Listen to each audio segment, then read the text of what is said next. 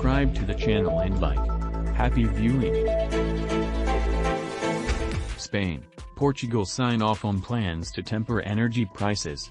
Spain and Portugal have signed off on a temporary cap on natural gas prices, in a coordinated move described by Portugal's environment minister as an unprecedented bid to temper soaring energy prices and inflation. Madrid, Spain and Portugal on Friday signed off on a temporary cap on natural gas prices, in a coordinated move described by Portugal's environment minister as an unprecedented bid to temper soaring energy prices and inflation. As energy prices surge across Europe, exacerbated by Russia's war in Ukraine, Spain and Portugal joined forces earlier this year to ask the European Union's executive arm to allow them to skirt the bloc's common market rules. Citing the large amounts of renewable energy used in both countries and their scant connections with the European power grid, the European Commission agreed to allow a price cap on gas used for power generation, averaging around €50. $52 per megawatt-hour for the next 12 months. Spanish Minister for Ecological Transition Teresa Ribera said the measure would protect consumers and businesses as Europe grapples with volatile energy prices that are driving record inflation. The cap is expected to immediately reduce costs for a third of domestic consumers and 70% of industry, she added. For the first time, it's not the usual people paying for this, Ribera said. The measures adopted are fundamentally aimed at reducing the extraordinary profits of energy companies so that this adjustment benefits all of us.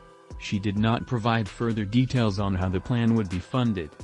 In Portugal, Duarte Cordeiro, the Minister for the Environment and Climate Action, said the measure would capitalize on unexpected windfalls in the system to reduce prices.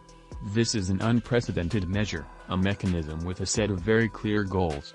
Firstly, to stop the escalation of prices, secondly to protect those who are more exposed, and thirdly, to socialize the costs and benefits. The joint plan will now go to European Commission to get the final go-ahead, Ribera added, and was expected to take effect fully in the coming weeks. Energy companies in Spain have criticized the plan, citing concerns that the new rules will distort the market.